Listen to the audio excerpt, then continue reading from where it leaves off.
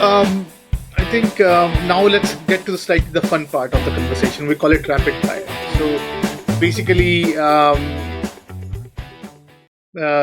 say a word, and then you tell me whatever comes to your mind. And then if you want to elaborate more, more than welcome to do that. Should we start that? Yeah, I'm nervous, but yeah. So the word is diversity. I think of diversity as a critical component to creativity. And it's something that we struggled with originally and weren't intentional enough about. And as a result of that, it reflected in our work. As we've become incredibly aware and intentional about it, we make sure that every decision that we make comes from a very diverse group of individuals and point of views. When we're so used to making decisions within our comfort zones with people who look and feel like us, and that's a disservice to the opportunity for an idea to grow. As we and as I have made fundamental shifts in that, and our ability to make sure that every single decision is supported and debated and executed on through with incredible lens on diversity has translated into probably some of the most significant work that we're doing today. Equity. Yeah, I mean, equity's been a big part of the conversation too. There's a big part of the book that talks about privilege, right? And I talked about this in the beginning of our role in understanding that privilege and what we're going to do with it. And especially in a system like real estate that is entwined with so much racism to begin with, and systematic racism that goes back hundreds of years. Creating an equitable playing field and having equity be at the core of a lot of the decisions that we are making is also incredibly important and something that we're really focused on.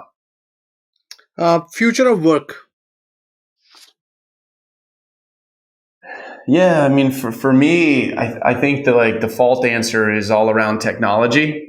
I'm a huge believer in human beings. And I think the pandemic has showed us what we've lost in our, I mean, I already think that we're too divided, right? And the pandemic has highlighted that division more than we've ever seen before. And we're so reliant on technology. And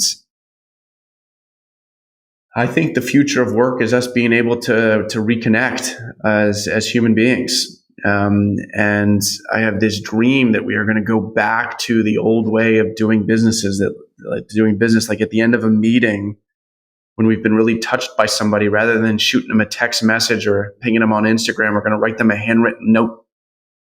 You know, it's something my grandfather did. It's something my dad did. It's something I do. I hope it's something my kids do. We're